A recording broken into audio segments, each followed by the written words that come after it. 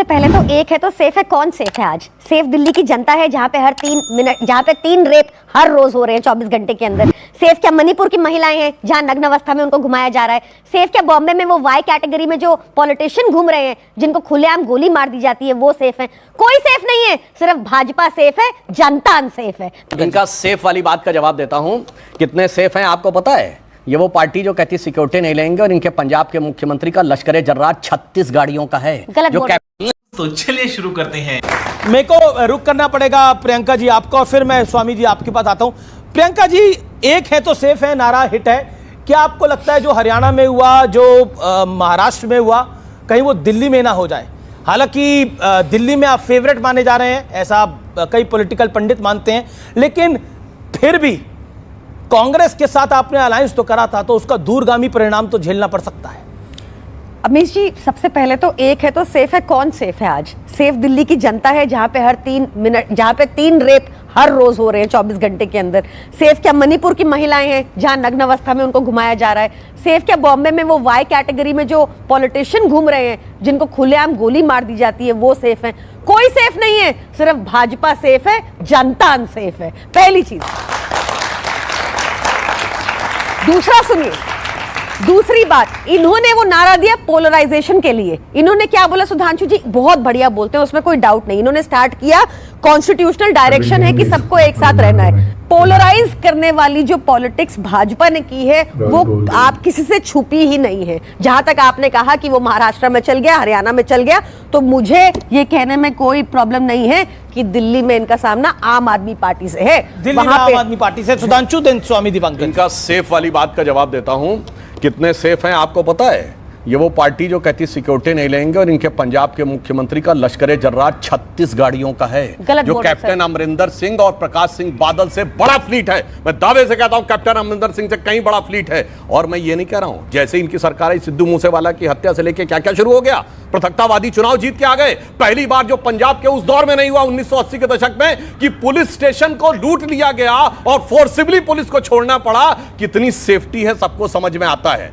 परंतु यहां पर मैं यह भी कहना चाहता हूं कि जो इन्होंने कहा कि यह पृथकतावादी नारा है, मगर अभी महाराष्ट्र का चुनाव हुआ है, अबू आजमी मौलाना अजहरी के सामने क्या बोल रहे थे? वीडियो में आया, मेरे इलाके में 1,90,000 मुस्लिम हैं, एक भी वोट बटना नहीं चाहिए, पूरा का पूरा मिलना चाहिए। ये पोलराइजेशन थोड़ी है। वो मौलाना जो गजवा हिंद की पैरोकारी करता है, ये वो उस नौमानी के आगे, उस नौमानी के सामने एनसीपी शरद पवार पार्टी की नेता मुस्लिमों का वोट डिवाइड नहीं होना चाहिए, वो सेकुलर संगीत है।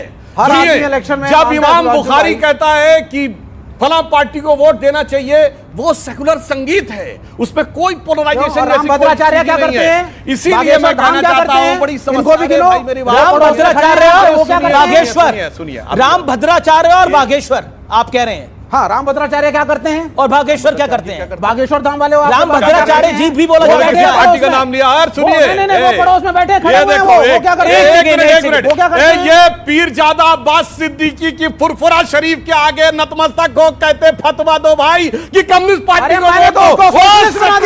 मतलब आप कह रहे हैं, देखिए कई चीजों के पर क्लैरिटी होनी चाहिए जी। जगत गुरु रामभद्राचार्य को आप कह रहे हैं, वो रामभद्राचार्य क्या करते हैं? हाँ। वो बागेश्वर क्या करते हैं? हाँ। उनके आगे जी भी लगाया जा सकता है, रामभद्राचार्य जी। जैसे मौलाना नोमानी बोलते हो वैसे बोला करो, करिए। नहीं, सम्मान करना पड़ेगा उनकी, उनके पद का सम्मान करेगा, उनकी उम्र का सम्मान करना पड़ेगा। नहीं, एक सेकंड बताइए।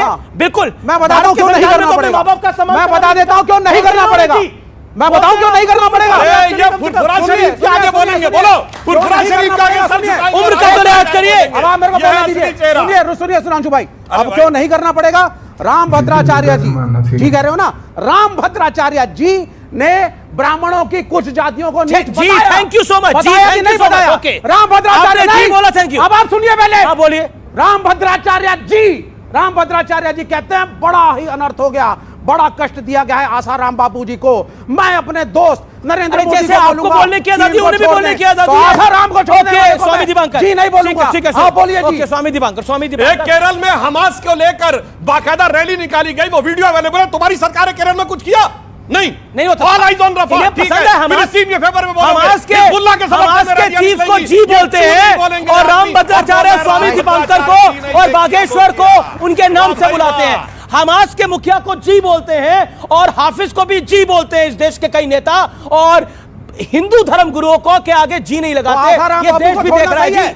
जी, ये देश भी देख रहा है। आप देखिए, कह एक रहे हैं कि सेकंड, आसाराम एक बापू सेकंड, एक सेकंड। सही हैं? अच्छा पहले स्वामी खुद दीपांकर बात ऑडियो करिए। स्टार बापू, ये बात सही है।